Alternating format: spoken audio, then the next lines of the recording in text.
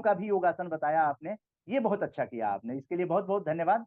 और स्क्रीन पे technical team से चाहेंगे कि जो लोग नए लोग हैं, हर रविवार आरजेएस वेबिनार होता है, घर-घर में संस्कार और संस्कृति को आगे बढ़ाने के लिए हम लोगों का ये प्रयास जो है, वो लगभग 9 साल से चल रहा है और 10वें साल में हम लोग 24 जुलाई को स्थापना दिवस पर प्रवेश करेंगे और डॉक्टर रमेश कुमार योगाचार्य जी ने बता दिया कि सकारात्मक सोच का बीजारोपण जो है उस गुरुकुल से ही हो गया था, जिसको लेकर आज जो है world wide, nation wide to world wide हम लोग ऑस्ट्रेलिया और अमेरिका से कार्यक्रम को ऑर्गेनाइज करवा रहे हैं और 11 अगस्त एक ऐसा मील का पत्थर साबित होने जा रहा है जो सकारात्मक भारत उदय के वैश्विक आंदोलन का एक नमूना पेश करेगा, जिसमें कि केंद्रीय मंत्रियों को आमंत्रित किया जाएगा और विभिन्न देशों के राजदूतों को यहाँ पर आमंत्रित किया जाएगा और बहुत सारे लोग जो हैं इससे जुड़ गए हैं, जिससे कि सकारात्मक सोच को सकारात्मक परिणाम देने वाला बनाने की तरफ हम लोग आगे बढ़ेंगे और इसलिए टेक्निकल टीम बराबर टेलीफोन नंबर जो है वो यहाँ पर डिस्प्ले करें और ये भी खुशी की बात है कि ये आपकी सारा डिमॉन्स्ट्रेशन से लेकर सारी स्पीच जो है RJS positive media YouTube channel पर लाइव हो रही है और फेसबुक पर भी लाइव हो रही है। RJS positive media, RJS positive media, RJS positive media, ये यूट्यूब चैनल है। इसको अगर सब्सक्राइब करते हैं तो आपके घर में सिर्फ और सिर्फ ओनली पॉजिटिविटी, नो नेगेटिविटी का एक संदेश जाएगा, क्योंकि इस चैनल पर सिर्फ समाधान परक पत्रकारिता की जाती है।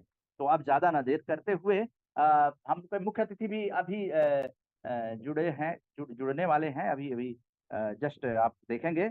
और अब जो है हम प्रेम भाटिया जी, जो कि योगी कवि आचार्य प्रेम भाटिया जी हैं, जो कि काफी लंबे अरसे से सकारात्मक भारत आंदोलन का समर्थन करते रहे हैं और कई कार्यक्रमों में फिजिकली गवाह भी रहे हैं। विश्व भारती योग संस्थान के संस्थापक निदेशक आचार्य प्रेम भाटिया जी ये लक्ष्मी नगर सर्वप्रिय विहार, मेरे ख्याल से वहां पर विश्व भारती योग संस्थान द्वारा योगाभ्यास का कार्यक्रम भी कराया जाता है। आज हम लोगों के बीच हैं, को ऑर्गेनाइजर भी हैं विश्व भारती योग संस्थान, तो उनको सादर आमंत्रित करते हैं कि विश्व योग दिवस पर वो आरजेएस के इस वेबिनार में क्या कुछ कहना चाहें। आचार्य प्रेम भाटिया जी जी नमस्कार। नमस्कार, जय हिंद सर। आप सबको बहुत बहुत बधाई। आज हम मना रहे हैं 10वां अंतर्राष्ट्रीय योग दिवस और संयोग से हमारे संस्थान को 33 वर्ष पूरे हो रहे हैं। वो 33 वर्ष हमारे संस्थान के पूरे हो रहे हैं और 10 वर्ष पूरे हो रहे हैं हमारे अंतर्राष्ट्रीय योग संस्थान। जैसा कि नाम से विदित है कि हमने रखा था विश्व भारती योग संस्थान कि योग सारे विश्व में फैल पाए, सारे विश्व में योग जा पाए। और मैं समझता हूँ कि हमारे आदरणीय प्रधानमंत्री जी की बहुत साधना सफल हुई है कि उन्होंने पूरे देश देशांतर में योग को फैलाया और बाकी भी सभी लोग लगे हुए हैं अपनी अपनी क्षमता अनुसार जितना जो कुछ हो पा रहा है। और बाबा रामदेव जी का भी इसमें काफी सहयोग रहा, बहुत अच्छा मार्गदर्शन रहा, बहुत लोग योग से जुड़ते गए, इसमें भी कोई दो राय नहीं है। मैं समझता हूँ कि दोनों को बहुत बहुत बधाइयाँ।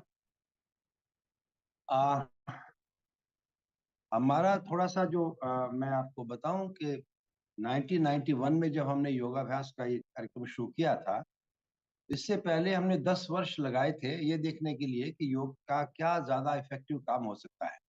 तो आसनों की जगह पर क्या हम और अच्छा कर सकते हैं, कैसे अच्छा कर सकते हैं जो बहुत इफेक्टिव भी हो, सरल भी हो और सभी को मान्य भी हो जाए और हर तकलीफ के अंदर भी वो हमारा सहयोगी देने वाला हो, हमें रास्ता दिखाने वाला हो, हमें रिलीज करने वाला हो, हमारी ऊर्जा को बढ़ाने वाला हो। उसके लिए हमने योगासनों से शिफ्ट करके योगा क्रियास की शुरू किया था। योगा क्रियास, योग क्रियास, उसमें क्या होता है कि हम दो तीन चीज बड़े महत्वपूर्ण हम करते हैं। जो भी लोग थोड़ा सा और जानना चाहते हैं वो कभी भी यूट्यूब चैनल हमारा है आचार्य प्रेम भाटिया के नाम से ही, आप उसमें देख सकते हैं। हमने काफी सारी योग की जो अभ्यास है योगी क्रियाओं का दिया रखा है हमने। और उसमें हमने जो विशेष जो किया काम वो ये किया कि पहला तो हम सारे जॉइंट्स पर काम करते हैं, क्योंकि कभी भी कोई तकलीफ होती है तो जॉइंट से होती है, बीच में नहीं होती। अधिकतर जॉइंट्स में तकलीफ होती है, तो हमने सारे जॉइंट्स को वर्कआउट करना शुरू किया कि कैसे ठीक से हो सकते हैं, सभी जॉइंट्स अपने आप में कैसे ठीक रहेंगे। पहला तो ये। दूसरा हमने ये देखा कि सांस की प्रॉब्लम, प्राण शक्ति जो है उसको हम सदुपयोग कैसे कर सकते हैं। तो उसको सांस भर करके रोक करके जब हम अभ्यास करते हैं तो सारे शरीर के अंदर रक्त का संचार बढ़िया होने लगता है, हर एक कोशिका को रक्त मिलने लगता है, क्योंकि जो कोशिकाएं हैं हमारी उनको भोजन भी चाहिए, पानी भी चाहिए, हवा भी चाहिए। तो ये सब चीजें कैसे उन तक पहुंच पाए एक एक कोशिका तक, इसके लिए हम सांस को रोक करके जितनी देर तक कंफर्टेबल रोक सकते हैं, रोक करके अभ्यास करते हैं। उसके बाद सांस छोड़ देते हैं तो विश्राम करते हैं। तो शुरू शुरू में जब हम शुरू करते हैं तो दो दो सांस अभ्यास करते हैं, और दो सांस के बाद उस सांस को छोड़ देते हैं और थोड़ी देर विश्राम करते हैं। हर दो सांस के बाद थोड़ा सा विश्राम। तो विश्राम में क्या करना होता है, विश्राम में जो अंदर शरीर के अंदर घट रहा है, जो आपने क्रिया की है उसका क्या प्रभाव पड़ रहा है सारे शरीर पर, इस पर ध्यान देते हैं। तो तीसरी चीज जो है हमने ध्यान दिया है कि ध्यान से कैसे करते हैं, अपने ध्यान को कहाँ लगाएं। तो कई लोग अलग अलग मान्यताएं हैं कि हम जाप पे लगाएं, ओम पे लगाएं, भगवान पे लगाएं, है ना, या जिस पे भी लगाएं। हमने इसमें ऐसा विचार किया कि पूरा ध्यान अपने शरीर पर लगाएं और शरीर के अंदर जो क्रियाएं कर रहे हैं आप उस पे लगाएं, ताकि आप अपनी क्षमता से ज्यादा ना करें, ताकि आप क्षमता अनुसार कर पाए। और दो अभ्यास करने के बाद, दो सांस अभ्यास करने के बाद थोड़ा सा विश्राम करेंगे, तो विश्राम में उसके प्रभाव को महसूस करते रहना है। तो दोनों समय में आपका ध्यान आपके शरीर से बाहर ना जाए, ये ध्यान रखना है। इसीलिए वो कट ऑफ हो जाता है सारे संसार से, अधिकतर धीरे धीरे कोशिश करने से, और उसके बाद हम अपने पे ध्यान देना शुरू करते हैं। तो तीन चीजें ये महत्वपूर्ण है, क्रिया योग, प्राण योग और साथ में ध्यान योग। इन तीनों का समन्वय हम अभ्यास करते हैं, कराते हैं। आप काफी जो प्रबुद्ध लोग आए हैं वो भी इसे देख सकते हैं, शायद उन्हें ठीक लगे तो उसे अपना भी सकते हैं। अगली बात जो मैं कहना चाहता हूँ कि हम हैं, मानव जो है वो मानव केवल शरीर नहीं है, शरीर तो उसका एक पार्ट है। मानव केवल शरीर नहीं है, शरीर तो उसका साधन है। तो मानव क्या है, क्या चीज ऐसी होती है जो वहां से चली जाती है तो ये शरीर किसी काम का नहीं रहता। ये आंखें देखती नहीं है, ये कान सुनते नहीं है, ये मुंह बोलता नहीं है, उसे कुछ संवेदना नहीं होती, ना अच्छे की ना बुरे की। उसको काट डालो, जला दो, कुछ भी कर दो, कुछ फर्क पड़ता नहीं है। तो क्या चीज उसके अंदर होती है जिससे हम मानव कहलाते हैं। यदि वो चीज निकल जाती है तो मृत हो जाते हैं। तो मानव जब तक है तब तक क्या है हमारे अंदर, एक साधन के रूप में शरीर है, दूसरा चेतनता है, चैतन्य है, कुछ चेतनता है जिसको नाम हम कुछ भी कह सकते हैं, सोल कह लीजिए, आत्मा कह लीजिए, कॉन्शियसनेस कह लीजिए, कुछ भी कह लीजिए, लेकिन सिर्फ नाम बदलने से और नाम लगाने से शायद ही हमें समझ आती हो कि हम क्या है। और हमारे ग्रंथों में तो लिखा हुआ है कि आत्मा कभी मरती नहीं है, आत्मा कभी पैदा नहीं होती है, आत्मा को जलाया नहीं जा सकता, आदमी को आत्मा को सुखाया नहीं जा सकता, काटा नहीं जा सकता। तो इट मीन्स ये शरीर नहीं है, ये कुछ और है जिसके कारण से शरीर काम करता रहता है। ये वो शक्ति है जिसके कारण से शरीर काम करता है। अब मैं ये कहना चाहता हूँ कि उसके अलग अलग लेवल्स हैं हमारी कॉन्शियसनेस के। तो पहला है मन। सबसे छोटा जो लेवल है वो मन है, जो शरीर के साथ रहता है और शरीर की संवेदनाओं को पसंद करता है। तो हम अधिकतर शरीर पर काम करते हैं, मन पे कितना काम कर पाते हैं ये बड़ा महत्वपूर्ण है। मन की तरफ कहाँ जा पाते हैं, मन को कहाँ देख पाते हैं, मन को कहाँ समझ पाते हैं, मन को कहाँ समझा पाते हैं। यदि ये नहीं हो रहा तो कितना कुछ कर लेंगे जिससे मन ठीक हो जाएगा। मेरा ये प्रश्न आप सबके लिए है कि कितना मैं आसन कर लूंगा, कितना मैं क्रियाएं कर लूंगा, कितना मैं प्राणायाम कर लूंगा, कितना मैं ध्यान कर लूंगा जिससे मेरा मन अच्छा हो जाएगा। हाँ, अच्छे होने की तैयारी होती है मन की, मन अच्छा नहीं होता है। आप अपने अंदर झांक के देख सकते हैं। ये मन तैयार होता है कि हाँ, अब मैं कुछ सुनने के लिए तैयार हूँ, समझने के लिए तैयार हूँ। लेकिन हमारे पास उसको देने के लिए, समझाने के लिए शायद ही कुछ होता हो कि क्या करना, कैसे करना।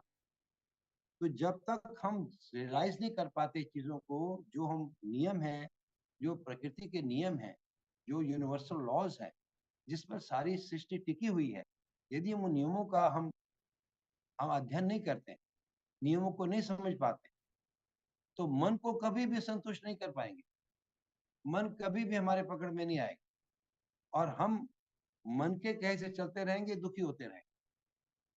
तो हमने तो स्वस्थ रहना है और सुखी रहना है।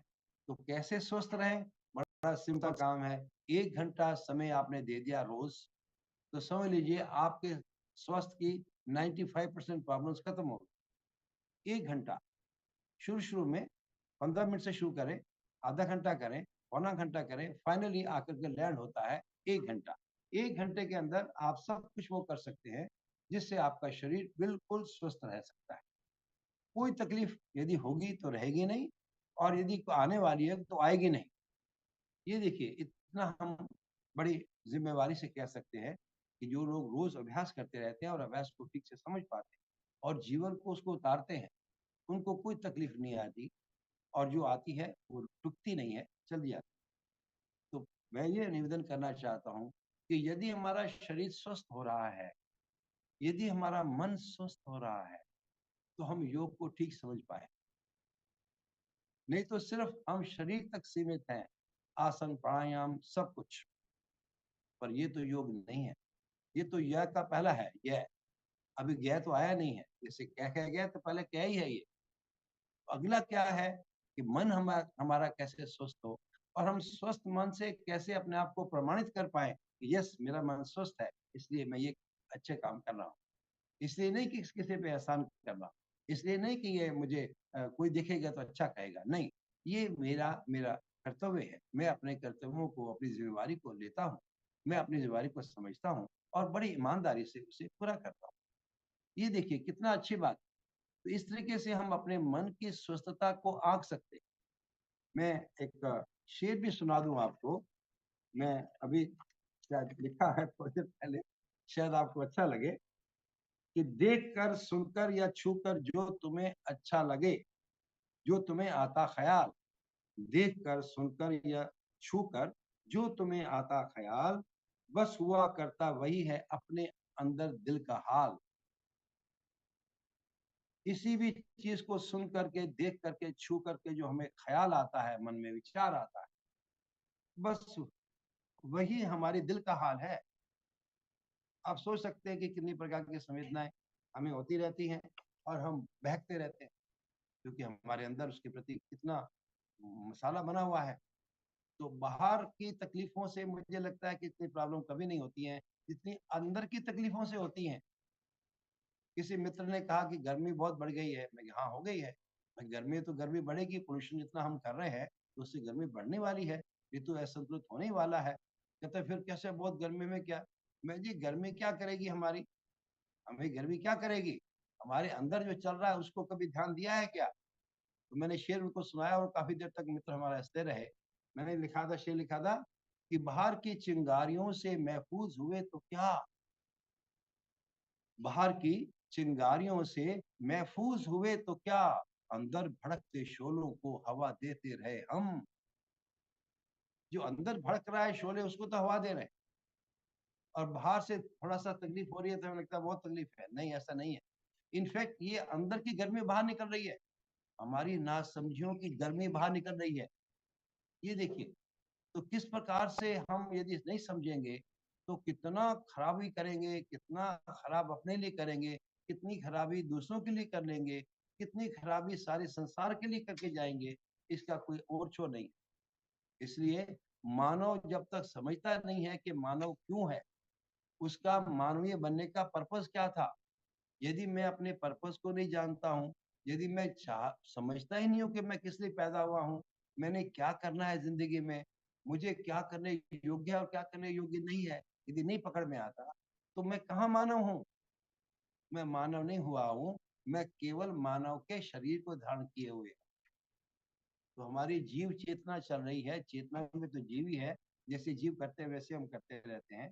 और और हम शरीर हमारा मानव का है, लेकिन चेतना अभी मानवीय बननी बाकी है, मानवीय चेतना आनी बाकी है, समझना बाकी है, यूनिवर्सल सच्चाइयों का आर पार होना बाकी है।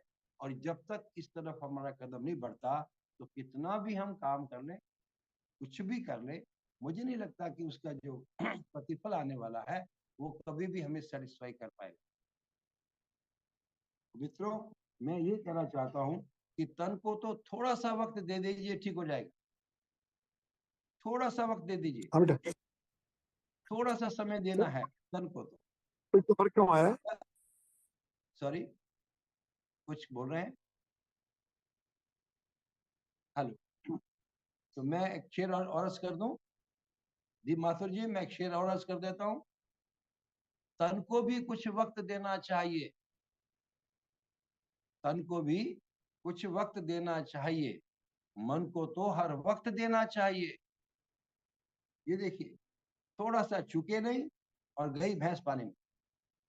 तो मन से हम कितने अच्छे समझ पा रहे हैं, अपने अपनी जिंदगी को कितना कंफर्टेबल कर पा रहे हैं, अपने आप में कितने संतुष्ट हो पा रहे हैं, अपने आप में कितने गरिमापूर्ण हो पा रहे हैं, अपने परिवार में अपने रोल को कैसे निभा पा रहे हैं, अपने समाज में अपने रोल कैसे निभा पा रहे हैं, बुरी मानवता के रूप में एक मानव के रूप में कैसा प्रस्तुत हो पा रहे हैं। ये सारी चीजें कितनी कमाल की हैं, ये संदर्भ बनता है। हम देखिए, सभी मानव स्वस्थ होना चाहते हैं और खुश रहना चाहते हैं। स्वस्थ रह पाएंगे अभ्यास से, नियमित रूप से खान पान से, लाइफस्टाइल से। और मन खुश कैसे हो पाएगा, इसको देखने के बाद ये सारा जो रामायण है वो तो यहीं पर ही है कि मेरा मन कैसे अच्छा हो पाए, और मेरे अच्छा मन होने पर मैं कैसे अपने आप को संतुष्ट कर पाऊं, मैं कैसे अपनों को भी संतुष्ट कर पाऊं, मैं सबको संतुष्ट कर पाऊं, मेरा आश्चर्य ऐसा कब हो पाए। तो ये मुझे लगता है कि योग की खासियत है। और जहाँ तक योग कि आपने कहा कि दिस इज वुमेन एम्पावरमेंट की बात कर रही थी तो मैं आपको शेयर कर सकता हूँ कि जो जो मेरी बड़ी बिटिया है, वो जब शायद 13 साल की थी, तब उसके सारे फोटोग्राफ्स जो हैं वो सारी पुस्तकों में आए हुए हैं। हमारे सारे फोटोग्राफ्स जो है पुस्तकों में योगाभ्यास की क्रियाओं की, वो सारी बड़ी बिटिया के हैं। और जो सीडी बनी थी, जो साथ में दी गई थी पुस्तक के साथ में, योग एक सहज प्रयास पुस्तक बनी थी 96 में, उसमें जो पुस्तक बनी थी उसके बाद जो सीडी बनी है उसमें भी बिटिया अभ्यास करके बता रही है, छोटी बिटिया भी बड़ी बिटिया भी। और देखिए, छोटी बिटिया जब 10 साल की थी तब वो योगा टीचर बन गई थी। 10 साल की बच्ची। मैं हैरान हो गया, बेटा तुम कैसे बता पा रहे हो, कैसे अभ्यास करा रहे हो? तो बोले पापा मैं रोज करती हूँ ना आपके साथ, मुझे आता है सब कुछ और मुझे आ गया। तो छोटी बिटिया ने 10 साल की उम्र में कम से कम 100 लोगों को अच्छे से अभ्यास करा लेती थी। ये देखिए, सहजता का एक प्रमाण दे रहा हूँ, एम्पावरमेंट का एक प्रमाण दे रहा हूँ। और देखिए, मेरी पूज्य माता जी तो मैं बार बार कहता था कि माता जी योगाभ्यास कर लिया करो, आपको तकलीफें नहीं आएंगी, आप बड़े अच्छे रहोगे और मुझे भी बड़ी शांति मिलेगी कि आपको तकलीफ नहीं आ रही। और यदि योगाभ्यास नहीं करोगे तो आपको तकलीफ आएगी, तो मैं केवल आपको दवाई ला के दे सकता हूँ, डॉक्टर के पास ले जा सकता हूँ, पर आपकी तकलीफ कम नहीं होगी तो मुझे भी तकलीफ होगी। तो मेहरबानी करके अपने पे ध्यान देना शुरू कीजिए, क्योंकि अपना ख्याल होता है, किसी का ख्याल कितना ख्याल होता है, अपना ख्याल होता है। तो माता जी, पूज्य माता जी समझ गई समहाउ। वो थोड़ी सी और चर्चा हो जाएगी, मैं उसको लंबा नहीं करूंगा। तो मैंने माता जी को केवल 1 सप्ताह, ध्यान दीजिएगा, केवल 1 सप्ताह थोड़ा थोड़ा करके बताया, और 1 सप्ताह के बाद उन्होंने 21 वर्ष अभ्यास करके दिखाया। कितने साल? 21 वर्ष। और बिल्कुल ठीक ठाक रही, कोई डायबिटीज नहीं थी, कोई थायराइड नहीं था, कोई ब्लड प्रेशर नहीं चढ़ा, कुछ लफड़ा, कोई झंझट नहीं था। बड़ी कंफर्टेबल रही, अच्छा देख पाती थी, सुन पाती थी, खाती थी और अच्छे से हमें डांटती थी। कम से कम शरीर लेवल पर उन्होंने खूब अच्छे से टेकअप कर लिया था कि मुझे कैसे स्वस्थ रहना है। तो ये कितनी सिंपल सी बात है, एक सप्ताह की ट्रेनिंग से आप इतना एजुकेट हो सकते हो, यदि आपका मन हो तो, यदि आप ग्रहण करना चाहते हो तो। ये देखिए आदमी की कैसी बड़ी महिमा है, यदि मानव समझना नहीं चाहता, उसको साक्षात भगवान आकर के भी नहीं समझा सकते हैं। आई रिपीट, मानव की ताकत देखिए, मानव की ताकत क्या है? मानव यदि समझना नहीं चाहता तो साक्षात भगवान आकर के भी नहीं समझा सकते, और मानव समझना चाहता है तो उसको समझने से कोई रोक नहीं सकता। ये देखिए, तो मानव केंद्रित चिंतन जब से मैं इससे परिचय पाया है, मध्यस्थ दर्शन सह अस्तित्ववाद 2006 में मेरा परिचय हुआ था, उसके बाद एक सेकंड के लिए भी मैं पीछे मुड़ के नहीं देख पाया, नहीं देखा, और मुझे समझ आती गई कि मुझे क्या करना है, कैसे करना है और क्यों करना है। तो मित्रों, खूब खूब शुभकामनाएं, और मन्ना जी का तो धन्यवाद करना पड़ेगा, हाथ जोड़ करके लगे हुए हैं, सबको लगा रहे हैं लाइन पे सबका ध्यान रखते हैं, सबको अपना कितने सारे लगातार 9 साल हो गए, 9 साल कहना आसान है भाई, 9 साल में कितने काम कर लिए, 10वां साल में एंटर कर रहे हैं, और मैं समझता हूँ कि बहुत सारे जो अच्छे लोग उनके साथ में जुड़े हुए हैं, है ना, दीप माथुर जी और सब लोग, मिश्रा जी और सर, तो ये बहुत बहुत सौभाग्य की बात है। देखिए, आप अकेले, हम अकेले पढ़ सकते हैं किसी भी काम के लिए, हम अकेले किसी भी काम के लिए हो सकता है अयोग्य हो सकता है आप भी अकेले किसी काम के लिए अयोग्य हो, लेकिन हम मिलकर के तो क्या कमाल कर सकते हैं। ये देखिए, ये ब्यूटी है मानव का, मानव के साथ में सहयोग का रूप में बन जाना, मानव का मानव के साथ में एक एक पूरा एक एक मिशन के रूप में चल पड़ना, क्या कमाल हो सकता है। मुझे लगता है ये आरजीएस और ये पीवीएच है, ये एक मानव के पॉजिटिव थॉट का समूह का एक बहुत ही शानदार उदाहरण है। इसके लिए मैं खूब खूब बधाई देना चाहता हूँ उदय उदय मन्ना जी, आपको, आपके परिवार को, और अभी सभी सभी सहयोगियों को मैं खूब खूब धन्यवाद देना चाहता हूँ। और हमारे YouTube में आप जा कर के अच्छे से देख सकते हैं, हमने बहुत 5-5, 7-7 मिनट की वीडियोस भी बना रखी हैं, ताकि आप आराम से धीरे-धीरे इसको पिकअप कर लें, समझ लें, और 15 दिन करके देख लीजिए, 15 दिन कर लीजिए बस, केवल 15 दिन, और उसके बाद बताइए कि जो अभी तक आपने सीखा था, समझा था, और जब ये कहा है, जैसे किया है, तो कितना आपको फर्क लगता है। मैंने पहले ही बताया था, योगाभ्यास करने के बाद मन शांत होता है, रिलैक्स होता है, कुछ और समझने के लिए तैयार होता है। लेकिन यदि हमारे पास और समझने के लिए मटेरियल नहीं है, मन वापस बैक टू द पेविलियन हो जाता है, मन फिर वैसे रहता है। ये देखिए, तो मेरा मन कितना अच्छा हो पाता है, और ध्यान देना, जितना मन आवेशित रहता है, मन उतना शोषित, सॉरी, तन उतना शोषित होता है। मन जितना आवेशित होता है, तन उतना शोषित होता है। शेर था ना, कि क्या था शेर, कितना अच्छा था कि हाँ, तब बड़ा शोषित हुआ करता है तन, तब बड़ा शोषित हुआ करता है तन, जब बड़े आवेश में होता है मन। मन, वाह, क्या जब बात, बड़े आवेश में होता है मन, तो मन मन, को शांत करना बहुत आवश्यक है एक ठीक स्वस्थ शरीर के लिए। तो जी, खूब सारी शुभकामनाएं, धन्यवाद आप सबका, आपने मुझे मौका धन्यवाद। दिया करने का, मुझे अपनी बात को कहने का मौका दिया, मैं आप सबका आभारी हूँ, बहुत बहुत शुक्रिया। और सभी पार्टिसिपेंट्स का भी मैं बहुत आभारी हूँ, जिन्होंने इस साल को मिल करके, विशेष तौर से डॉक्टर रमेश कुमार जी, राधे श्याम जी तो अभी आएंगे, मानसी आए जी, हैं राधेश्याम मिश्रा जी जुड़े हुए हैं, बहुत योगाचार्य जी। बहुत अच्छा, अ, बहुत अच्छा। मुख्य अतिथि डॉक्टर ईश्वर वासव रेड्डी जी भी जुड़े हुए हैं, सब लोग जुड़े हुए हैं, जितने भी गेस्ट वाह थे वाह सभी वाह, लोग आ गए हैं। ईश्वर ईश्वर ईश्वर और वासव आपने आरजेएस क्या, मतलब ये देश और दुनिया जो है आचार्य प्रेम भाटिया जी की आभारी रहेगी कि आप जिस तरह से पुस्तकों के अंदर चीजें लाते हैं और जिसका मन खुश होता है वही दूसरे का मन खुश कर सकता है। ये जो शब्द है वो लोगों तक पहुंचाने का जो आपने प्रयास किया है, और 33 सालों तक विश्व भारती योग संस्थान जो कि आज के को ऑर्गेनाइजर हैं, तो इसके लिए भी बधाई कि 33 सालों से जब पूरी दुनिया में योग नहीं फैला था तब से योगाचार्य जी जो हैं प्रेम भाटिया जी इस मुहिम में लगे हुए हैं। और हम अब यहाँ जो पर है एक मिनट, आप लक्ष्मी नगर के पास आप बता रहे थे प्रियदर्शनी विहार। प्रियदर्शनी विहार, जी जी, प्रियदर्शनी प्रियदर्शनी विहार, विहार। और हम 21 तारीख को यहाँ पर भी कार्यक्रम करेंगे और जी हम अपने पुस्तकों को और आगे देने के लिए बहुत ही विशेष एक देना चाहते हैं, एक बहुत बड़ा एक छूट कि अधिक से अधिक लोगों तक पहुंच पाए। हर एक घर में एक पुस्तक होनी चाहिए, मैं समझता हूँ एक पुस्तक जरूर होनी चाहिए। उसके लिए हम विशेष छूट अनाउंस करेंगे 21 तारीख को। जो भी लोग इधर रहते हैं, नजदीक रहते हैं, या आप मंगवाना चाहते हैं, आप हमसे मंगवा सकते हैं। हम आपको जरूर से भेज देंगे, बाय कुरियर भेज देंगे, हमें कोई तकलीफ जी नहीं, कोई जी, प्रॉब्लम। आचार्य प्रेम भाटिया जी की कई पुस्तकें आ चुकी हैं, खास करके कविताएं बहुत अच्छी अच्छी छोटी छोटी कविताएं, लघु कविताओं में आपका बहुत बड़ा योगदान रहा है। और आरजेएस की जो अमृतकाल का सकारात्मक भारत का ये जो जितने भी कार्यक्रम हो रहे हैं, वो 2 पुस्तक आ चुकी है और तीसरी पुस्तक जो है वो 11 अगस्त को रिलीज होगी।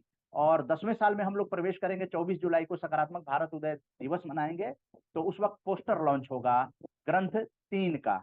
तो आप लोग ध्यान रखिएगा, 11 अगस्त ये किताब आपके घरों में रहनी चाहिए, क्योंकि ये आपकी ही कहानी, आपकी जुबानी है, और ये आपकी आने वाली पीढ़ियों के लिए दस्तावेज होगा। और भारत सरकार की तरफ से भी हम लोग कोशिश करेंगे, और तो मंत्रियों के साथ अब मुलाकात होने जा रही है, 11 अगस्त को आपको जरूर मिलवाएंगे। केंद्रीय मंत्रियों, राज्य के मंत्रियों और पार्षद हों, सांसद हों, या फिर विभिन्न देशों के एम्बेसडर हों, ये प्लान ऑलरेडी पहले से अनाउंस हो चुका है। तो सकारात्मक जो है वो उसकी बात विधानसभा और संसद में होनी चाहिए, और हमारे देश में नीति जो निर्माता हैं उन तक ये पहुंचनी चाहिए, ताकि नीतियां जो हैं वो अंतिम आदमी को सहायता पहुंचाने वाली बने।